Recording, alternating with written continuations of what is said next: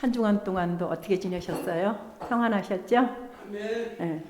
세상은 지금 난리로 소문에 지금 참 너무나도 어려운 이런 세상인데 스페인에서 또 홍수가 나서 200명 이상이 죽었더라고요.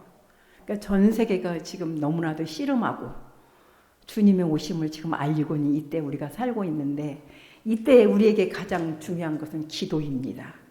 기도가 없이는 우리가 살아갈 수가 없습니다. 하루하루가 순간순간이 하나님의 은혜가 아니고는 우리는 한순간도 살아갈 수 없는 연약한 존재들입니다. 기도하는 한 사람은 기도하지 않는 한 민족보다 위대하다. 이런 말이 있습니다. 기도하는 한 사람이 한 민족보다 위대한 거예요. 기도는 그만큼 신앙인에 있어서 중요한 위치를 차지하고 있습니다. 사람은 호흡을 해야 살 수 있습니다. 여러분들 숨만 쉬고 5분만 있어도 질식해서 죽습니다. 호흡한다는 것은 굉장히 중요하거든요. 그런데 기도는 영적인 호흡이에요. 이 영적인 호흡을 하지 않고 있다면 우리는 영적으로 죽은 사람들입니다.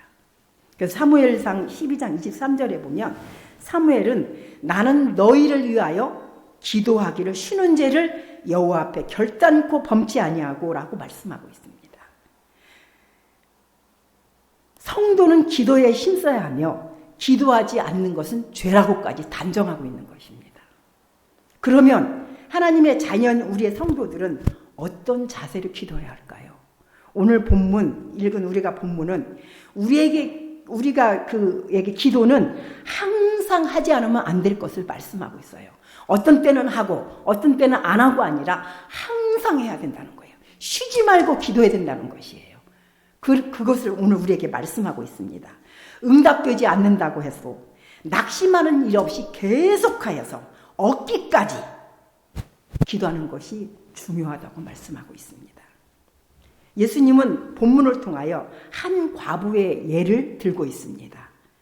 악인의 괴로움을 받는 약자인 과부가 권력자, 유력자들에 의해서는 즐겨 봉사하며 하는 그 재판관, 불의한 재판관, 과부인 자기의 청원에는 아랑곳 하지 않고 무시하고 아주 그냥 냉담한 그 법관을 찾아가서 원수에 대한 원한을 풀어달라고 호소합니다.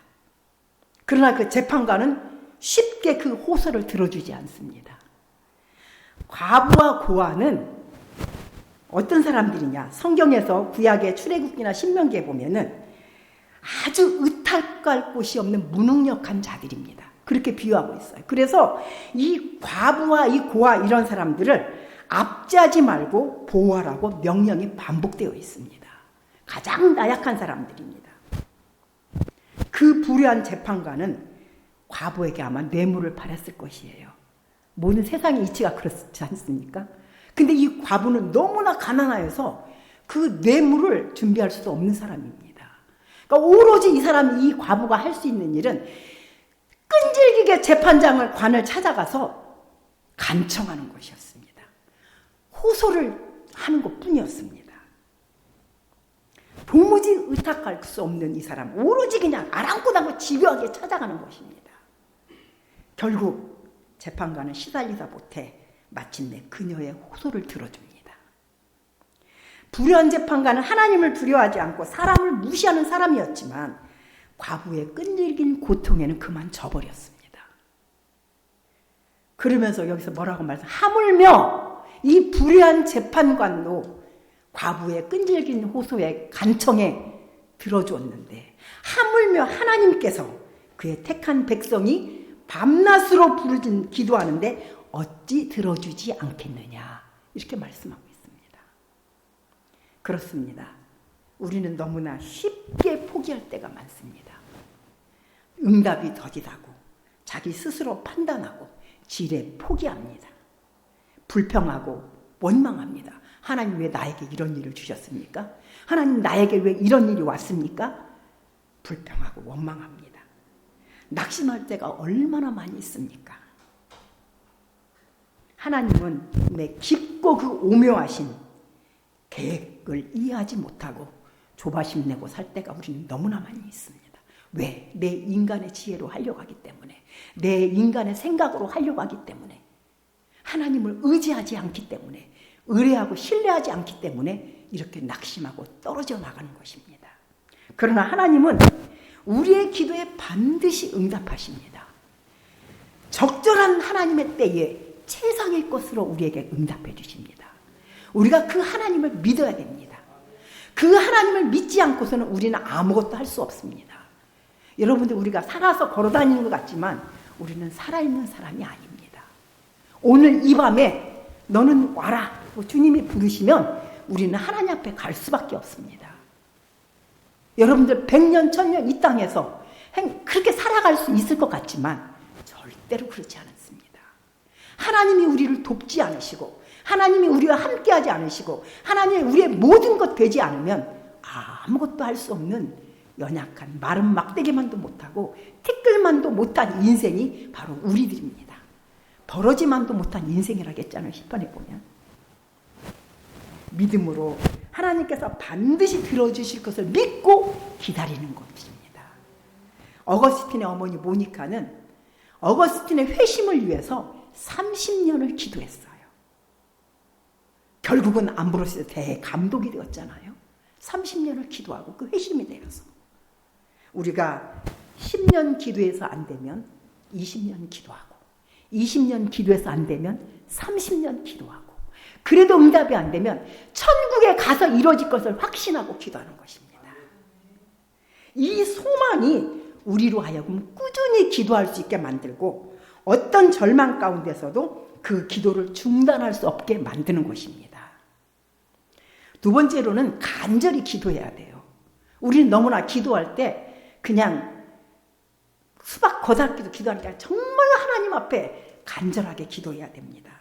예수님께서는 마태복음 7장 7절 8절에 구하라 그리하면 너희에게 주실 것이요, 찾으라 그리하면 찾아낼 것이요, 문을 두드리라 그리하면 너희에게 열릴 것이니 구하는 이마다 받을 것이요, 찾는 이는 찾아낼 것이요, 두드리는 이에게는 열릴 것이니라고 말씀하고 있습니다. 간절하게 기도해야 될 것을 말씀하고 있는 것입니다. 간절한 기도는 우리의 마음과 뜻을 다해서 기도하는 것입니다. 야고보서 5장 17절 18절 말씀에 보면요, 엘리야는 우리와 성정이 같은 사람이로되 저가 비 오지 않기를 간절히 기도한즉 3년 6개월 동안 땅에 비가 아니오고 다시 기도한즉 하늘이 비를 주고 땅이 열매를 내었다고 말씀하고 있습니다. 하나님께서는 우리가 간절히 부르짖기를 원하십니다. 우리가 간절히 부르짖지 않기 때문에 응답받지 못하는 것입니다. 예레미야 29장 12절 13절 이렇게 말씀합니다. 너희가 내게 부르짖으며 내게 와서 기도하면 내가 너희들의 기도를 들을 것이요, 너희가 온 마음으로 나를 구하면 나를 찾을 것이요, 나를 만나리라. 주님을 만나야 됩니다. 주님을 어떻게 만납니까? 기도와 말씀 속에서 만나는 것입니다. 예레미야 33장 2절 3절에서도 이렇게 말씀합니다. 이를 행하시는 여호와, 그것을 만들며 성취하는 여호와, 그의 이름을 여호와라 하는 이가 이와 같이 이르시도다. 너는 내게 부르짖으라. 내가 내게 응답하겠고 내가 알지 못하는 크고 은밀한 일을 내게 보이리라. 분명히 우리에게 약속하셨습니다. 부르짖을 때에 응답해 주시고 부르짖을 때 은밀한 일을 보여주시겠다고 약속하고 있습니다. 우리가 부르짖지 않기 때문에, 우리가 하나님을 찾지 않기 때문에, 간절히 찾지 않기 때문에 우리는 응답받지 못하고 있는 것입니다. 때로는 이해되지 않고 납득되지 않고 응답이 더디어도 불평하지 말고 원망하지 말고 하나님의 온전한 사랑을 믿고 간절히 기도하고 나갈 때에 하나님은 역사하십니다. 하나님의 시간에 반드시 응답해 주십니다. 내가 볼 때 최선이 아니라 하나님의 볼 때 최선이 되어야 합니다. 이것이 바로 믿음입니다. 그런 믿음의 우리 성도들이 다 되기를 부탁드립니다. 세 번째로는 믿음으로 기도해야 됩니다. 맥스 루케우도 목사님의 쓴 그 소망이 있는 기다리는 책에 이런 얘기가 나옵니다.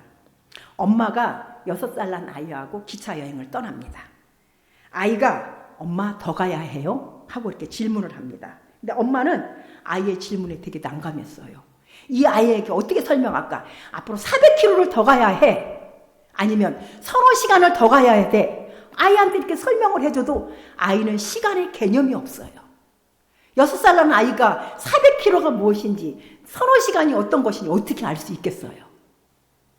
그런 개념이 없는 아이는 엄마의 말을 전혀 이해하지 못할 것입니다. 그래서 지혜로운 엄마는 내가 동화책을 3번을 읽으면 그때 아마 도착할 거야. 이렇게 얘기합니다. 그런데 그러자 아이가 네 알았어요. 되게 기뻐해서 3번만 읽으면 이제 목적지에 도착한다는 말을 듣고, 그런데 3번을 다 읽었어요. 그런데 목적지에 도착이 안 됐어요. 그러니까 또 아이가 질문을 합니다. 그때 엄마는 이러니 저러니 설명을 하다가 결국 이렇게 말합니다. 그냥 엄마를 믿어. 조금 있으면 바다에 확실히 도착할 거야. 엄마 말 믿고 걱정하지 마. 이렇게 말합니다. 이 엄마의 마음이 곧 하나님의 마음입니다. 엄마만 믿고 아이가 가면 목적지에 도착하잖아요. 우리 하나님이 이런 마음입니다. 우리가 하나님을 믿고 하나님께 나와서 하나님께 간절히 기도하면 분명히 하나님은 우리의 기도를 들으시고 응답해 주시는 것입니다. 이거를 믿으셔야 됩니다, 여러분들. 그래서 여러분들이 하루 24시간, 이 시간 동안에 정말 호흡하고 우리가 살아가듯이 영적인 호흡을 쉬지 않고 여러분들이 해야 우리가 이 험한 세상에서 이기고 나갈 수가 있는 것입니다. 마가복음 11장 24절에서 예수님은 이렇게 말씀하십니다. 무엇이든지 기도하고 구하는 것은 받은 줄로 믿으라. 그리하면 너희에게 그대로 되리라. 확고한 믿음이 있다면 하나님께 2번, 3번 다시 물을 필요가 없습니다. 그저 믿고 기다리면 됩니다. 여러분은 이런 믿음을 가지고 계십니까? 하나님이 나의 기도를, 모든 기도를 듣고 계심을 확고히 믿고 계시는지요? 저는 조지 물러를 굉장히 좋아합니다. 5만 번 이상 응답받았다는 그 책이 있잖아요. 저 역시 그런 삶을 살았습니다. 제가 21살 때 정말 예수님을 뜨겁게 만났어요. 모태신앙으로 3대째 제가 내려오고 있지만 그저 교회에서 믿음 생활을 하니까 그렇게 믿고 그냥 주일학교 교사하고 교회에서 반주하고 이러면서 살았어요. 근데 그때 당시에는 부흥회가 아니라 사경회였어요. 그래서 낮 성경 공부도 있고 저녁 집회, 새벽부터 밤까지 그렇게 집회를 할 때 제가 반주자니까 안 빠지잖아요. 근데 낮 성경 공부 시간에 제가 완전히 녹아지고 깨어졌어요. 내가 여지까지 하나님 앞에서 이렇게 섬기고 있으면서 내가 그냥 왔다 갔다 한 종교인이었구나. 그거를 깨닫고 정말 1년 동안, 일주일 동안 펑펑펑펑 울었어요. 아무 데도 안 가고 그 교회에 그냥 마룻바에 가서 울면서 펑펑펑펑 울었어요. 그리고 1년 동안은 친구도 안 만났어요. 친구 만나면 내가 입술로 죄 짓는다고. 나갔다가도 집에 들어오면 방에 들어가서 성경을 읽으면서 눈물 콧물 다 빼며 그때 성경을 읽었어요. 그리고 성경 읽은 말씀 붙들고 기도하고 그러면서 그때부터 새벽 기도가 저한테 시작됐어요. 지금까지 새벽 4시 반만 되면 일어나서 새벽 기도를 합니다. 21살 때부터 새벽 기도가, 내가 지금 올해 70이잖아요. 여기까지 지금까지 새벽 기도, 지금도 4시 반이면 딱 일어나서 새벽 기도 나갑니다. 7시가 넘도록 기도하고 돌아옵니다. 완전히 아무리 11시가 넘게 집에 들어와도 아무리 늦게 잠을 자도 그 시간이면 자동적으로 알람이 돼서 그냥 깨버립니다. 그게 습관이 돼버렸습니다. 그런데요, 제가 선교지에 갈 때도 저는 하나님 앞에 믿음 선교를 선펴버렸어요. 하나님, 저는 하나님의 당당한 딸인데 거지같이 여기저기 교회 다니면서 구걸하지 않겠습니다. 하나님께서 붙여주시고 필요한 물질을 하나님께서 주셔야만이 저는 이 사역을 할 수 있습니다. 그리고 한국교회에서 제가 15년 사역하고 떠났거든요. 그리고 떠나면서 진짜 40만 원 후원받고 떠났어요. 그런데 하나님께서는 놀랍게 역사하셨어요. 처음에는 너무 힘들었죠. 처음에는 힘들고 홈스테이도 했어요, 제가. 유학 온 아이들 2명으로 홈스테이도 했고요. 처음에는 아무 재정이 없으니까. 근데 한 해, 2해 지나면서 제가 선교지 떠난 걸 알고 그 아는 교회들이 후원이 오기 시작했어요. 그리고 학교에서 공부를 하는 언어를 배우는데 하나님이 지혜를 주셔서 공부를 정말 잘하게 하셨어요. 40대 49에 중국을 들어갔거든요. 사이판에서 4년을 먼저 하고 그 다음에 중국을 들어갔기 때문에 49에 가서 언어를 배운다는 게 쉽겠어요? 근데 얼마나 하나님 앞에 맡기고 그 언어를 집중해서 팠는지, 기도하면서 했는지 한 학기 딱 첫 학기만 장학금을 못 받았고, 첫 학기는 원래 못 받으니까 두 번째 학기부터 장학금을 받는데 등록금이 1,000불이었어요. 500불을 장학금을 받았어요. 2년 반 동안 언어하는 기간 동안에 500불 장학금을 받으니까 얼마나 큰 도움이 돼요. 500달러. 그렇게 공부를 했더니 언어가 얼마나 유창하게 되는지. 결국은 다른 같이 공부한 사람들이 어디를 가면 저를 꼭 데리고 갔어요. 그래서 그 언어가 끝나자 한족사역이 바로 투입이 돼서 한족사역을 하게 됐어요. 북경에서 한족 장애인 학교를 하면서 그때 장애인이 중국에 9,600만이 있어요. 근데 장애인들을 다 이렇게 시골에 감춰놓고 그 아이들을 내보내질 않아요. 자기 딴 사람들한테 피해가 된다고. 그런 아이들을 농촌에 계신 사역자들, 가정교회 사역자들을 통해서 추천을 받아서 장애인 학교를 하면서 그 아이들한테 반주를 가르쳐서 교회 가서 반주 2년 코스를 하고 그 다음에 컴퓨터를 가르쳐서 컴퓨터로 아이들이 취업을 하게 하고 이런 일을 9년 동안 하게 하셨어요. 그리고 장춘호로 가서 개척을 해서 한 교회를 개척해서 50명이 됐을 때 완전히 이양하고 제가 연길로 들어갔는데 연길로 들어가서는 탈북민을 만나게 하시고 탈북민 사역을 하게 하시고 탈북민이 팔려가가지고 낳은 아이들 엄마가 떠나거나 정말 그 가장 모질이들한테 시집간 그 팔려간 사람들 그 아이들이 버려질 때에 그 아이들을 데려다가 키우고 학교 보내고 양육하는 일을 할 수가 있었어요. 그리고 엄마들하고 같이 있는 아이들한테는 장학금을 줘서 고등학교를 보냈어요. 근데 이 재정이 말도 못하게 많이 들어갔거든요. 근데 저는 들어오는 건 빤하잖아요. 근데 그 일을 하게 하셨어요. 한국에 들어오는 게 부족하면 북경에서 내가 9년을 살았잖아요. 북경에 계시는 분들을 통해서 어느 날 연락이 와요. 한번 북경으로 올라갔다 가라고. 올라가면 집을 샀다가 집을 팔았대요. 그러면서 거기에서 돈을 떼서 주는데 인민폐 2만 원이면 우리나라 돈 한 400만 원에 가까워요. 그 인민폐 2만 원을 주는 거예요. 그러면 갖고 와가지고 그게 해결되고 어떤 집사님은 나를 몰랐던 분이에요. 전혀 몰랐던 분인데 나를 어느 날 그 아는 권사님을 통해서 나를 보고 기도하는데 임성교사의 창고를 채우라는 응답을 받았다는 거예요. 그러면서 한번 만나자고 갔더니 그분이 매달 2,000원, 3,000원 인민폐를 저한테 후원해 주셨어요. 그 한국에서 들어오는 건 적지만 그렇게 해서 이 아이들을 키우게 하셨고 학교를 보내게 하셨고 그렇게 하나님 역사를 하셨어요. 지금도 마찬가지예요. 저는 지금도 본부에서 멤버케어 사역의 팀장이거든요. 그러면 선교사님들을 케어해야 돼요. 또 MK들, 선교사님들 자녀들을 케어해야 돼요. 근데 그 모든 일을 하는데 정말 하나님이 함께 하셨어요. 나는 아무 돈이 없어요. 아무것도 없어요. 그저 하나님 앞에 기도하고 순종하는데 그 일을 다 감당할 수 있도록 하나님께서 역사하셨어요. 작년에도 라오스를 가는데 아이들 데리고 아이들이 너무너무 힘들어요. 부모 따라서 어릴 때 선교지를 갔어요. 근데 선교지에 가서 그 선교지의 그 문화에 완전히 왕따가 되고 외톨이가 되고 적응도 못하다가 다시 한국 대학에 오니까 한국 대학에서 적응이 안 돼요. 한국의 아이들은 어려서부터 차근차근 밟아왔는데 이 아이는 그거 없잖아요. 중간이 없잖아요. 한국어가 딸려요. 그 학교 공부가 떨어지는 거예요. 거기서 오는 우울증이 오고 대인 기피증이 생기고 너무너무 힘든 그런 삶을 아이들이 살고 있어요.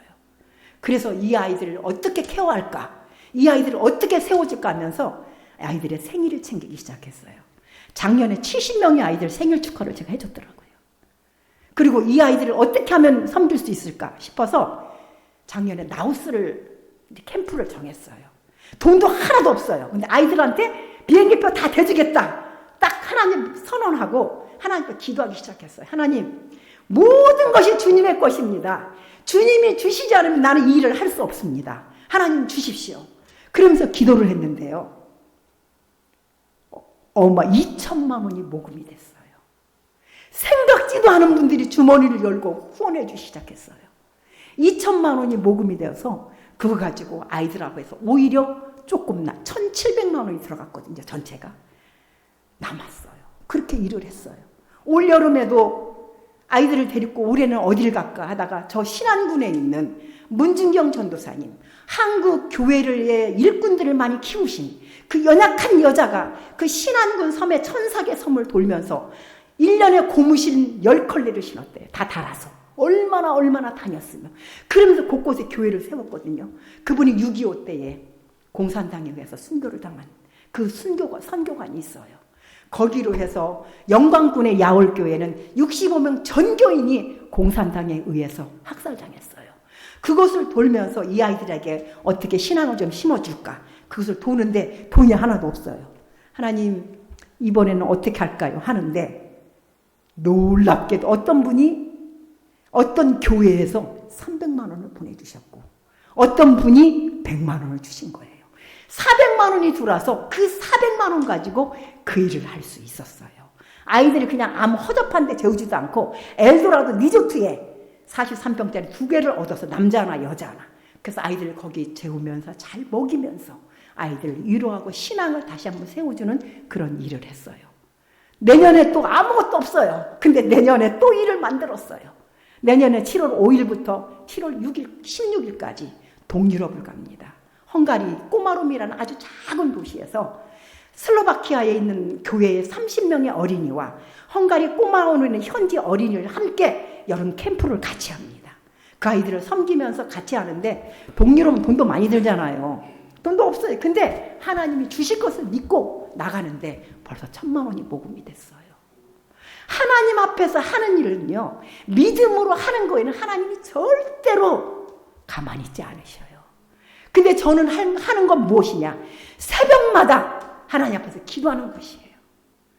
기도 외에는 내가 할 수 있는 것이 아무것도 없어서 정말 하나님 앞에 눈물로 기도하면서 이 일을 놓고 기도할 때 하나님은 그렇게 하나님 역사하시더라고요.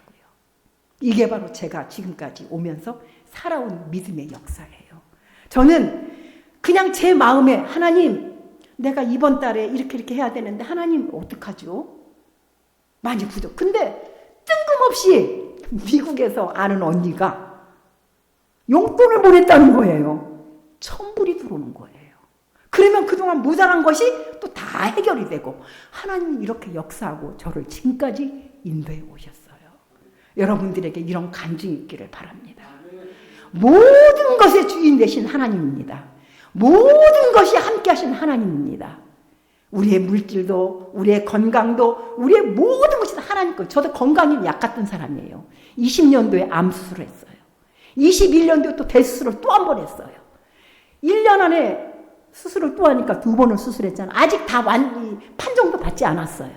근데 이렇게 건강하게 주의 일을 하고 있잖아요. 이게 뭐냐? 하나님이 붙들어 주셨기 때문이에요. 하나님이 붙들지 않으면 우리는 하루도 살아갈 수 없는 존재들입니다. 그래서 이 땅 위에서 택함을 받은 우리는 믿음을 끝까지 지니고 기도해야 합니다. 하나님은 과부와 같이 끈질긴 나의 기도를 기다리고 계십니다. 오늘 근데 여기서 또 나가보면 본문 8절에 보면 기도를 말씀하시다가 믿음을 말씀합니다. 8절에 보면 그러나 인자가 올 때에 세상에서 믿음을 보겠느냐고 말씀하고 있습니다. 주님은 왜 인자가 올 때에 세상에서 믿음을 보기 힘들 거라고 말씀하셨을까요? 이 말은 마지막 때에 우리의 믿음을 지키는 것이 얼마나 어려운지를 반증하고 있는 말씀입니다. 누가복음 17장에 보면요. 26절에서 30절에 노아의 때와 노세 때에 대해서 설명하고 있어요. 노아의 때에도 사람들은 맑은 날에 무슨 홍수가 뭐냐며 비웃고 세상의 그 일에만 푹 빠져 노아의 경고를 무시했습니다. 노세 때에도 소돔과 고모라가 멸망할 것이라고 경고했지만 여전히 술 취함과 방탕함과 세상의 쾌락에 빠져서 노세 경고를 무시했습니다. 지금 주님이 오시는 순간이 가까웠습니다. 전 세계에 돌아가는 상황을 보면 해마다 점점 깊어지고 있습니다. 재난이. 한번 재난이 나면요 어마어마하게 와요. 비가 와도 어마어마하게 오고, 산불이 나면요 몇 달씩 산불이 나서 이루 말할 수가 없고요. 홍수가 한 번 나면 무지막지하게 홍수가 나고요. 스페인이 지금 이번에 모든 걸 떠내라고 난리가 났어요. 일본이, 중국이, 대한민국은 정말 하나님이 사랑하시는 것 같아요. 대한민국은 기도하는 사람들이 있기 때문에 하나님께서 사랑하시는 것 같아요. 태풍이 하나도 아직까지 안 왔어요. 이번에 콩레이도 대한민국에 온다고 그랬거든요, 사실은. 근데 대만에서 다 깨져버렸어요. 한국에는 비만 가지고 왔어요. 제주도에 많은 비가 내렸죠. 하나님이 돕지 않으면 살 수 없는 이런 세대에 살고 있어요. 주님이 오시는 순간이 가까이 왔어요. 그런데 지금도 세상 사람들은 주님의 경고를 무시합니다. 심지어 그리스도인조차도 하나님의 경고에 마음이 둔해져 있습니다. 세상 사람들의 비난에 기죽어 있고, 동성애를 합법화하려고 하나님의 말씀에 정면으로 충돌하고 공격하는데도 눈치만 보고 있는 사람들이 얼마나 많이 있었는지 모릅니다. 주님의 재림이 가까이 왔으니 너희는 돌아서라, 정신을 차리라 경고하고 계십니다. 우리는 깨어서 끈질기게 기도하지 않으면 안 되는 시대에 살고 있습니다. 끈질긴 기도를 지금 우리에게 요구하고 계십니다. 오늘날 교회 안에는 물질주의가 너무나 팽배합니다. 교회를 다니는 많은 사람들이 그저 돈의 노예가 되어서 하나님도 다 멀리하고 오로지 그렇게 따라가고 있습니다. 세속주의와 인본주의가 판을 치고 있습니다. 술 취함과 방탕함과 안일함과 게으름에 빠져 있고, 생활에서의 마음의 염려가 너무 많습니다. 하나님께 맡기지 못해요. 마귀는 오래 믿은 사람들을 동물 안에 갇혀있는 사자처럼 무기력하게 만들고 잠만 자게 하고 미지근한 성도로 변질시키고 있습니다. 우리는 정신 바짝 차려야 합니다. 사단과 씨름하며 기도해야 합니다.